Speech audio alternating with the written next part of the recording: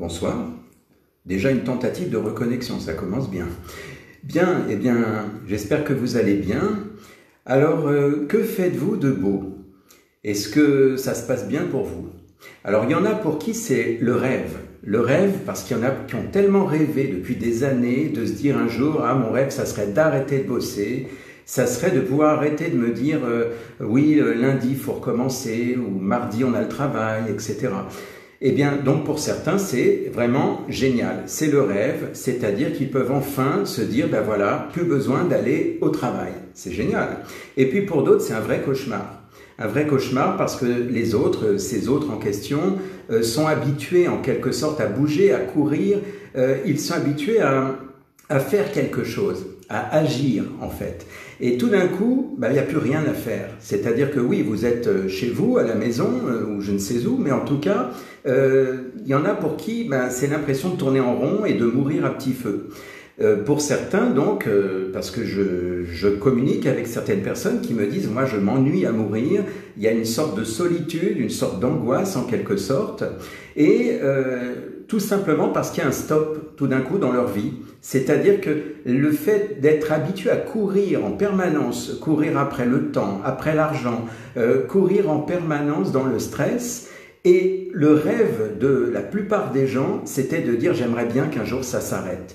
Eh bien voilà, j'allais dire, le moment est rêvé puisque c'est aujourd'hui où ça s'arrête. Alors oui, par la force des choses, on n'a pas le choix, on va dire.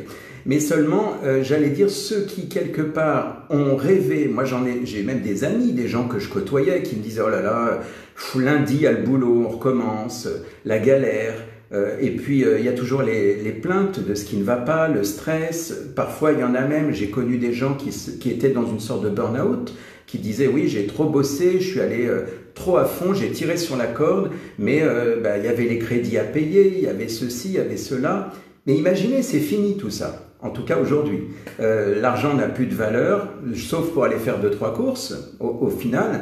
Mais en fait, là, vous êtes finalement, vous vous levez dès le matin et il y a une sorte il n'y a rien à faire. Il y a rien à faire, vous n'avez pas besoin de dire zut, mon réveil, je le mets à quelle heure, il faut que je fonce, je dois aller au boulot. Et en fait, c'est vrai que c'est déstabilisant pour la plupart des gens, c'est déstabilisant de tout d'un coup d'avoir rêvé pour certains, pour la plupart en tout cas, d'avoir rêvé de se lever un matin et de se dire c'est comme un week-end mais prolongé. Et au final, ce fameux rêve, pour certains, devient un cauchemar. Alors qu'en réalité, c'est paradoxal. Ils l'ont voulu, pour certains, et aujourd'hui, ils se lèvent, il n'y a pas besoin de mettre de réveil, on se lève le matin, qu'est-ce qu'on va faire? Rien. Et ce rien, ça représente une sorte de néant pour certaines personnes, et ce néant est insupportable. C'est quelque chose qui est douloureux parce que la personne se retrouve un petit peu dans une sorte d'inquiétude, elle a l'impression d'être perdue. Et en réalité, ce qui se passe, c'est que, en réalité, cette sensation de ne rien faire, c'est ce qu'on appelle une sorte de liberté. C'est-à-dire qu'elle n'a plus besoin de courir, de cogiter, de réfléchir, comment je vais faire ci, comment je vais payer ça. Il y a en fait une sorte de libération. Et cette libération, eh bien, c'est ça qui parfois fait peur. C'est un gros paradoxe. Vous savez, il y a quelques années, j'avais reçu une personne, c'était son rêve, c'était de stopper sa société parce qu'il avait des gros problèmes avec son associé et il m'a dit « je n'en peux plus ». Il m'a dit « voilà, là, il faut vraiment que je me libère, que je vende mes parts et ensuite je serai libre ».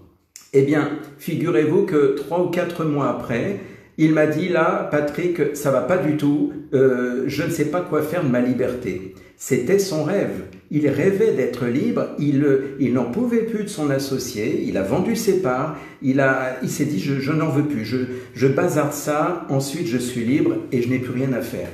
Eh bien, le fait de ne rien faire, évidemment, oui, c'est un gros paradoxe, c'est le rêve de beaucoup et quand ces gens le vivent, ce ne rien faire, eh bien tout d'un coup, il y a une panique intérieure, une sensation de solitude, d'ennui, de tourner en rond, voilà. Mais en fait, c'est un gros paradoxe parce que, comme vous le savez, nous les humains, nous sommes dans des paradoxes permanents finalement. Et en fait, la bonne nouvelle derrière tout ça, c'est que le fait de ne rien faire vous donne cette chance de vous communiquer à qui vous êtes. Parce qu'en réalité, quand vous ne faites pas, vous vous levez le matin, vous dites « zut, plus de travail, plus besoin de courir, plus rien à faire ». Ah, et là, catastrophe, je suis habitué, j'ai été conditionné à faire des choses, aujourd'hui je ne fais rien. Eh bien justement, c'est l'occasion rêvée pour vous intérioriser et pour voir ce qui se passe à l'intérieur de vous. Vous savez, la partie que vous rejetez de vous-même, la partie que vous n'aimez pas parce que vous êtes toujours occupé à faire des choses pour remplir votre agenda, pour occuper votre temps à faire en permanence, pour avoir l'impression d'exister à travers l'action. Et là, aujourd'hui, il faut le prendre comme une opportunité, c'est-à-dire que là, vous allez enfin pouvoir vous dire, dans ces moments où il n'y a rien à faire, eh bien, à l'intérieur de vous, il y a un état d'être qui ne demande qu'à sortir en quelque sorte. Vous savez, quand l'enfant est tout petit, souvent quand il a 7 ans, 8 ans, 10 ans, il s'ennuie. Parfois l'enfant, vous avez tous été des enfants, l'enfant s'ennuie, il s'ennuie, et à un moment donné, il ne sait plus quoi faire, parce qu'il s'ennuie, il n'y a rien à faire, eh bien, il finit par être créatif. On dit que ça développe la créativité que de ne rien faire. Ça développe en fait la créativité et l'intériorisation. Donc quelque part, ça serait finalement une bonne façon de faire une introspection sur vous-même, sur qui vous êtes véritablement. Parce que le faire, c'est par rapport à l'ego qui a peur de se retrouver seul, qui a peur de mourir en quelque sorte. Votre ego qui veut absolument occuper le temps libre. Parce que cette liberté, comme je vous ai dit tout à l'heure, elle fait peur. Elle fait peur parce qu'il y a un vide. Mais ce vide, en quelque sorte, c'est votre être intérieur. Derrière ce vide qui vous fait peur, il y a vous à l'intérieur, au-delà de votre ego. Et ce vous en question, c'est votre être. Et quelque part, là où est votre être, eh bien c'est là où se trouve votre cœur, votre ressenti. Et quand vous êtes connecté à cette version de vous-même, eh bien, vous êtes dans la paix, dans justement cette notion d'amour, d'authenticité et de paix. Et en quelque sorte, il faut juste apprendre, ou plutôt réapprendre, à apprivoiser cette partie de vous-même. Parce que vous l'avez oublié tout simplement, parce que vous avez été conditionné pendant des tas d'années à être toujours dans l'occupation, le fait de faire quelque chose. Alors, évidemment, ce n'est pas, on va dire, joyeux ce qui se passe pour nous en ce moment, mais l'idée c'est de se dire comment je peux transformer ça finalement en opportunité, de me dire finalement j'ai été endormi, conditionné par les obligations extérieures, le fait qu'il fallait toujours courir pour payer, pour faire ceci, pour m'occuper, eh bien de vous dire tiens et finalement dans ce silence intérieur, dans tout ce qui me fait peur, dans ce vide, ce néant, qui fait que je m'ennuie, que je tourne en rond, eh bien, si je me connectais à qui je suis véritablement. Et là, pour le coup, eh bien, on est en train, en faisant ça, de se connecter à cette notion que je vous disais tout à l'heure, à notre cœur, à l'intérieur de nous. Et c'est là où l'être existe. Pas le paraître, parce que le paraître, c'est dans ce que je fais. Le paraître, c'est mon ego qui me le donne, c'est en me comparant aux autres, en me disant « oui, mais un tel est mieux que moi, il faut que je le rattrape. Ah, lui, il a la meilleure note que moi. » Parce que ça commence déjà à l'école, tout ça, évidemment.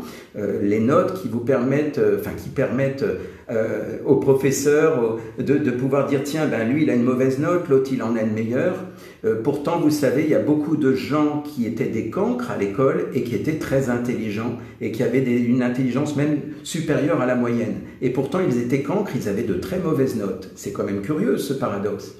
Donc l'idée, si vous voulez, c'est que là, on est en train, au cas où vous ne l'auriez pas remarqué, d'entrer dans un nouveau monde, dans le sens où les choses vont changer, notamment par rapport à l'économie, par rapport à l'argent, et surtout par rapport à vous-même, à ce que vous allez vibrer à l'intérieur.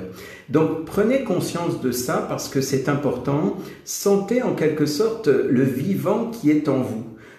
C'est-à-dire, l'idée c'est de sentir comment vous pouvez vibrer intérieurement, la joie, l'amour, la bonne humeur. Et vous pouvez vraiment prendre conscience de l'instant présent. J'ai fait une séance récemment, une séance à distance pour le coup, sur cette notion d'instant présent. Et en fait, il y a des gens qui ont la peur de demain, la peur du futur, mais le futur n'existe pas. Il n'existe pas parce que pour l'instant, on est ici maintenant tout de suite. Et donc, la peur du futur, c'est simplement au moment où vous n'êtes pas connecté à ce présent. Ce présent, il est constant, il est infini, c'est-à-dire qu'à chaque instant, si vous prenez conscience, vous faites un zoom sur cet instant présent, eh bien, à cet instant précis, il n'y a aucune inquiétude, il n'y a aucune peur, puisque la peur appartient au futur, et le futur n'existe pas, puisque au moment où vous arrivez dans ce futur, il devient votre nouveau présent, en quelque sorte. Voilà, donc l'idée c'est vraiment d'élargir, de faire un zoom sur ce que vous vivez dans l'instant présent. Si vous êtes coincé chez vous, en train de lire un livre, si vous êtes en train de, je ne sais pas moi, de faire quelque chose. Il y a des gens, j'ai donné l'exemple en séance hier, là, dans une séance téléphonique, j'ai donné l'exemple des mandalas. Je ne sais pas si vous connaissez le principe, mais le mandala, en fait, c'est donc comment dire, des cercles ou des carrés, hein, avec des figures à l'intérieur, et on va donc colorier en quelque sorte. Et vous savez que ça, c'est un anti-stress qui est très connu au niveau de la psychologie. Je crois que c'est Jung qui avait évoqué cette notion au niveau des mandalas. Eh bien, ça permet vraiment de se relaxer et surtout de se recentrer.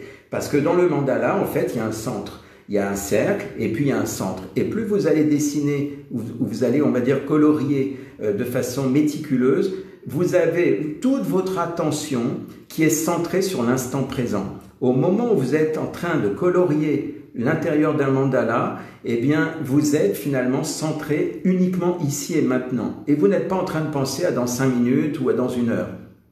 C'est exactement, quelque part, le moyen, c'est un bon moyen en tout cas de se centrer sur l'instant présent. Alors il y en a d'autres, hein, bien sûr, mais là je vous donne l'exemple de ce que j'ai dit hier à une personne avec qui j'ai fait une séance téléphonique. Voilà, donc tout ça pour vous dire que l'instant présent, c'est ici et maintenant, et cet instant, eh bien, c'est là où vous devez, j'allais dire, explorer. Alors, vous pouvez faire des méditations. Il y a des gens qui mettent une musique de relaxation et qui ferment les yeux et qui simplement se centrent. Un peu comme vous décideriez de faire une sieste, sauf que là, vous êtes conscient de ce qui se passe. Et c'est une façon de se recentrer et de s'ouvrir intérieurement. Donc, prenez conscience de tout ce qui pourrait être vécu dans l'instant présent. Ça peut être vraiment un détail, ça peut être par exemple si chez vous vous avez une plante, peut-être regarder la plante un peu. Moi quand j'étais gamin j'avais une sorte de loupe et j'avais même un jour aussi un microscope que je m'étais acheté à une certaine époque et j'aimais bien regarder ce qui se passait dans une feuille ou dans une fleur. Eh bien c'est tout bête mais quand on est enfant on s'amuse, on passe des heures à faire ça. Et quand on devient adulte, eh bien c'est comme si tout ça ne nous intéresse plus. Même chose si vous êtes en famille, si vous êtes chez vous en famille avec vos enfants, eh bien apprenez à communiquer finalement parce que c'est souvent malheureusement des choses qu'on a oubliées parce qu'on est juste là, bonjour, t'as fait tes devoirs, allez je vais travailler et comme si finalement la vie c'était que ça. Et j'ai l'impression qu'aujourd'hui on communique davantage, bon aujourd'hui à distance c'est vrai, mais on communique davantage dans le sens où beaucoup de gens se téléphonent, beaucoup de gens s'écrivent, c'est curieux, c'est un gros paradoxe. On est loin et au final on communique. Comme s'il fallait attendre finalement qu'il y ait tout ça pour commencer à retrouver l'humanité qui est en chacun de nous. Et tout d'un coup on appelle la famille, les amis, qu'on n'avait pas appelé depuis longtemps, mais c'est comme si tout d'un coup on est en train de se dire ben on est dans le même bain, c'est aussi le titre de cette vidéo, on est dans le même bain en quelque sorte, le grand bain, et en fait dans ce bain, eh bien on est tous logés à la même enseigne, et ça permet de remettre les pendules à l'heure. Voilà en fait tout ce que je voulais partager, je crois que ça a été un peu plus long que d'habitude, mais bon c'est pas grave, on a le temps n'est-ce pas? Alors voilà, eh bien écoutez, j'allais dire profitez bien de votre être, profitez bien de vous connecter à votre cœur à l'intérieur de vous. N'oubliez pas, nous sommes des êtres avec des vibrations à l'intérieur de nous et quand on vibre, tout ce qui est lié à l'amour, à la joie, au bien-être, eh bien ces vibrations, elles vont bien au-delà de votre corps. Et vous verrez bientôt, il est possible que vous en entendiez parler. En tout cas, voilà, donc ce qui est sûr, c'est que vous êtes peut-être à ne rien faire, mais rappelez-vous que vous êtes. Et ça, c'est plus important. Je vous souhaite une belle soirée. J'allais vous dire un bon week-end. Imaginez un instant le week-end tous les jours. C'est magique, ça. Bonne soirée à tous. À bientôt.